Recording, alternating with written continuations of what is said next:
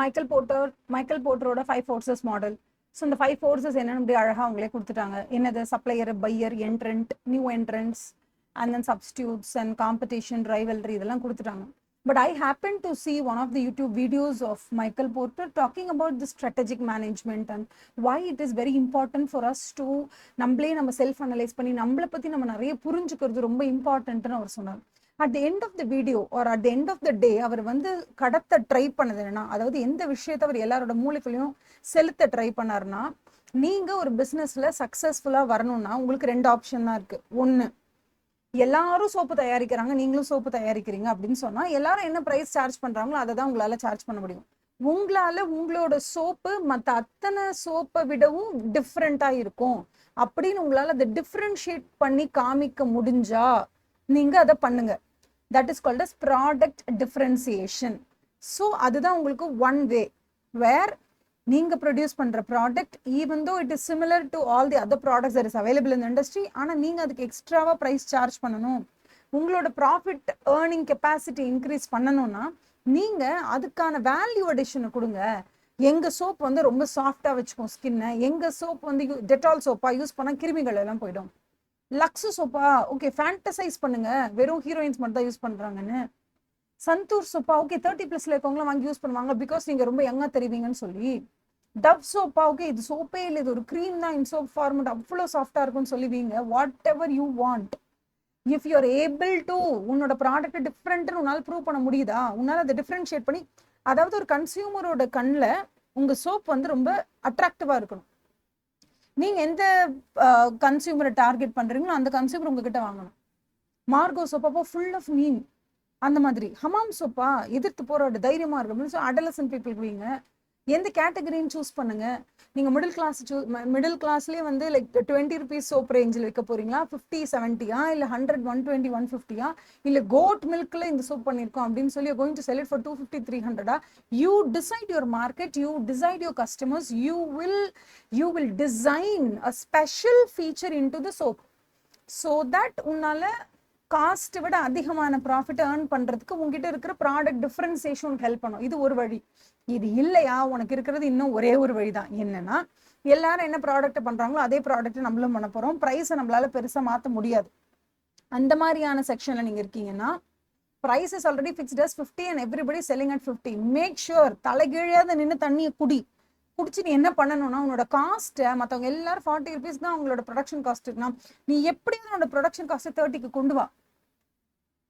அதாவது அவர் என்ன அழகா சொன்னார் அன்னைக்கு. நான் இந்த வீடியோவை பார்த்து ஆக்சுவலி 2-3 years ஆகுது. ஆனா அவர் எந்த அளவுக்கு அந்த விஷயத்த பேசியிருந்தா அது இப்படி போய் பதிஞ்சிருக்கும் பாருங்க என் மனசுல. அவர் சொன்னது என்ன தெரியுமா, 2 வழிதான் நீ உருப்படுறதுக்கு. ஒண்ணு, உன் ப்ராடக்ட் மற்ற ப்ராடக்டை விட டிஃப்ரெண்ட் ப்ரூவ் பண்ண ட்ரை பண்ண. கன்சியூமரோட பர்செப்ஷன்ல உன் ப்ராடக்ட்டுக்குன்னு ஒரு தனி அடையாளம் இருக்கணும். அந்த ஐடென்டிட்டியை உன்னால உன் ப்ராடக்ட்க்கு கொடுக்க முடியுமா, கொடு.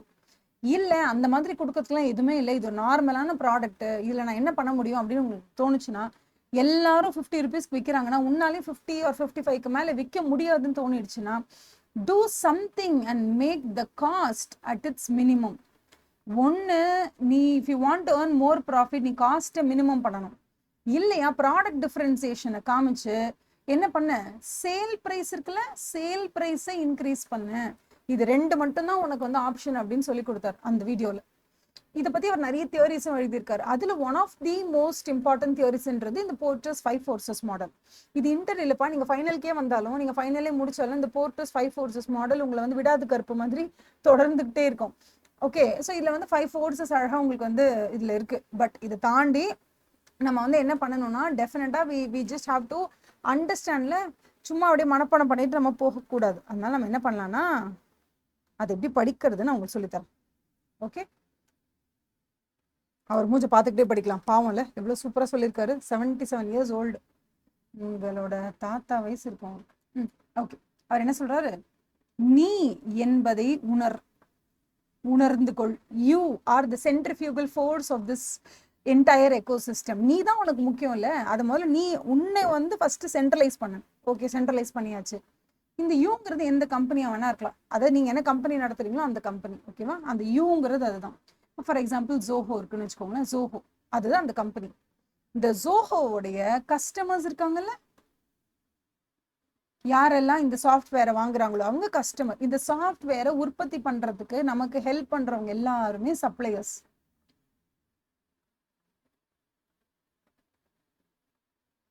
நம்ம கிட்ட இருந்து ப்ராடக்டை வாங்குறவங்க எல்லாருமே உங்களோட கஸ்டமர்ஸ். ஓகேவா?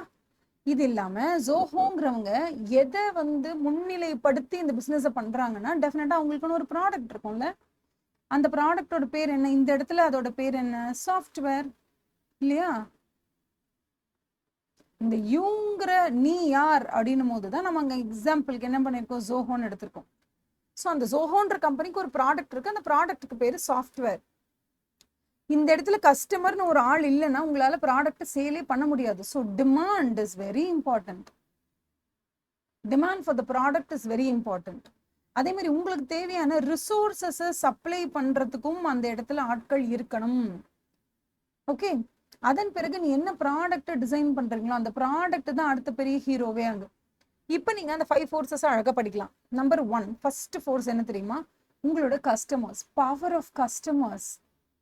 என்ன power? Bargaining power of customers. கஸ்டமர்ஸால எந்த அளவுக்கு உங்களோட பிரைஸ் ஆஃப் த ப்ராடக்டை நிர்ணயிக்க முடியும், எந்த அளவுக்கு பார்கெயின் பண்ண முடியும், அதுதான் number 1, force number 1. Force number 2 என்ன தெரியுமா? Power of suppliers. சப்ளையர்ஸ் எல்லாம் ஒன்று கூடி சேர்ந்து உங்களுக்கு இந்த ரிசோர்ஸஸை கொடுக்க முடியாதுன்னு சொல்லிட்டாங்கன்னா, அப்போ the power of suppliers and அவங்க எந்த அளவுக்கு நம்மளோட ரா மெட்டீரியல் ப்ரைஸை டிசைட் பண்றாங்க, அது நமக்கு number 2. So power of customers and power of suppliers. இதுக்கு அடுத்தது இந்த ஜோஹோங்கிற கம்பெனி இருக்குல்ல, இந்த கம்பெனிக்கு யாரெல்லாம் காம்படிஷனுக்கு வருவாங்க, அடுத்தது நம்ம அதை தான் பார்க்கணும். உன்னுடைய காம்படிட்டர் யார்? Who is your competitor? ஜோஹோவுடைய காம்படிட்டர் யார்? அதே மாதிரி இந்த ப்ராடக்ட் நம்ம டிசைன் பண்றோம்ல, இந்த ப்ராடக்ட்டுக்கு பதிலாக நான் வேற ப்ராடக்ட் கூட வாங்கிப்பேன்ப்பா அப்படின்னு சொல்லக்கூடிய அளவுக்கு இந்த ப்ராடக்ட்டுக்கு யாரெல்லாம் காம்படிஷன்ல இருக்காங்க. ஃபார் எக்ஸாம்பிள் ப்ரூ இருக்கு, ப்ரூக்கு சன்ரைஸ் காம்படிஷன் தான். ஓகேவா? ஆனா காம்படிஷனும் சப்ஸ்டிடியூஷனும் ஒன்னாயிடாது. சி சம்டைம்ஸ் என்ன ஆகும்னா, ப்ரூ அண்ட் சன்ரைஸ் ரெண்டு பேரும் ஒரே கேட்டகரியில இருக்காங்க, காம்படிட்டர்ஸ் சப்ஸ்டியூட்ஸ் எல்லாம் ஓகே. சம்டைம்ஸ் காஃபியே வேணாம்ப்பா நான் டீ குடிச்சுக்கிறேன் அப்படின்னு காஃபிக்கு டீ கூட சப்ஸ்டியூட் ஆகும். ஸோ நீங்க எதுல ரொம்ப தெளிவா இருக்கணும்னா, நம்ம ப்ராடக்டை யூஸ் பண்ற இடத்துல நம்மளோட கஸ்டமர் வேற எந்த ப்ராடக்டை வச்சு யூஸ் பண்ண ரெடியா இருப்பாங்களோ அதை பத்தின புரிதல் நமக்கு வேணும். நம்பர் 2, சாஃப்ட்வேரை வேணாம்ப்பா நான் வேற மாதிரி இதை டீல் பண்ணிக்கிறேன் அப்படின்னு சொல்லி அவங்க சாஃப்ட்வேர், ஃபார் எக்ஸாம்பிள் ப்ரூவாவது சன்ரைஸ் அது எனக்கு காஃபியே வேணாம் நான் டீ போட்டுக்கிறேன் அப்படிங்கிற மாதிரி வேற ஒரு மெத்தடுக்கும் அவங்க போயிடக்கூடாது. ஸோ அதை பத்தின புரிதல் நமக்கு நிறைய இருக்கணும். ஸோ ஜோஹோங்கிற கம்பெனியோடைய காம்படிட்டர் யார், அதை பத்தின அண்டர்ஸ்டாண்டிங் வேணும். ப்ராடக்ட்டுக்கு என்னென்னலாம் சப்ஸ்டியூட்ஸ் இருக்குன்ற அண்டர்ஸ்டாண்டிங் வேணும். இதெல்லாம் தாண்டி ஒரு அண்டர்ஸ்டாண்டிங் என்ன தெரியுமா? இந்த entire industry, software as an industry. ஓ டிசிஎஸ் இருக்கா, விப்ரோ இருக்கா, அதுல ஜோஹோவும் இருக்காங்களா, இவ்வளோ பேர் அந்த இடத்துல இருக்காங்களா, இந்த மார்க்கெட்ல யார் மார்க்கெட் லீடர், யார் அதுல ஃபாலோவர், என்ன ஏது, அந்த அளவுக்கு அந்த என்டையர் இண்டஸ்ட்ரி பத்தி.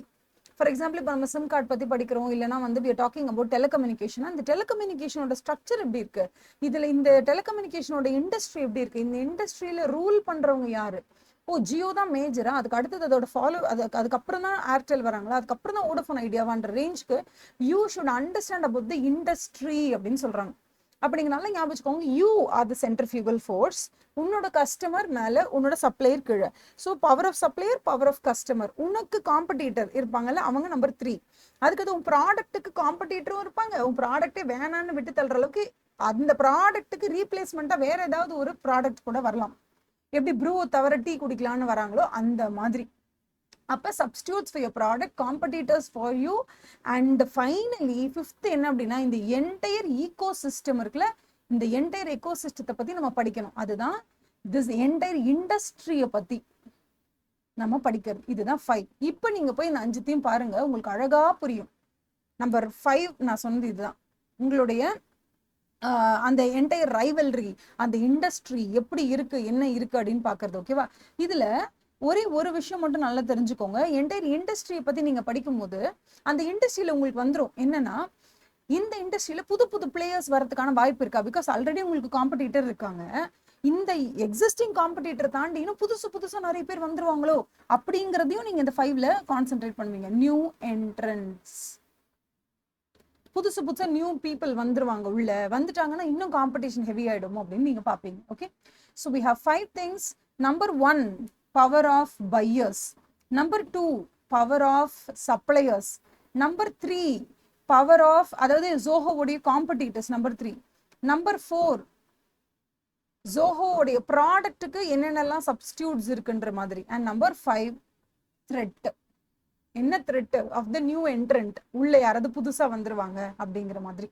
ஸோ இந்த 3ங்கிற இடத்துல நம்ம என்னென்ன பத்தியெல்லாம் படிப்போம்னா, இண்டஸ்ட்ரி, அந்த இண்டஸ்ட்ரி எப்படி இருக்கு, அங்க எவ்வளவு காம்படிஷன் இருக்கு, என்ன ஏது எல்லாத்தையுமே டீட்டெயில்டா படிச்சிருவோம். ஓகேவா? இன்னொரு வாட்டி நான் உங்களுக்கு ரிவைஸ் பண்றேன், இதை நல்லா கவனிச்சுக்கோங்க. Okay, just a revision now, please do it. Okay, first we have Zoho, and then we have suppliers for Zoho, and then we have customers for Zoho, customers of Zoho, and then we have a product for Zoho. In the product there is a lot of substitutes, and for Zoho there is a lot of competition. இது இல்லாம இந்த காம்படிஷன்ல exist ஆயிட்டு இருக்கக்கூடிய competitors இல்லாம new என்ட்ரன்ஸும் வரதுக்கான வாய்ப்புகள் உண்டு. So how do you do it? You do it as power of suppliers, power of buyers or customers, and then substitutes, and then your competition and rivalry, and finally the new entrants. I hope உங்களுக்கு டெஃபினட்டா இந்த Fortress 5 forces model புரிஞ்சிருக்கும்னு நினைக்கிறேன். Once இந்த 5 forces உங்களால understand பண்ணிக்க முடிஞ்சதுன்னா, அதுக்கப்புறம் அந்த பேராகிராஃப்ஸ்க்கு கீழே இருக்கக்கூடிய கதையை நீங்க ஒரு தடவை படிச்சு பார்த்தீங்கன்னா definitely it will make sense to you. Thank you so much.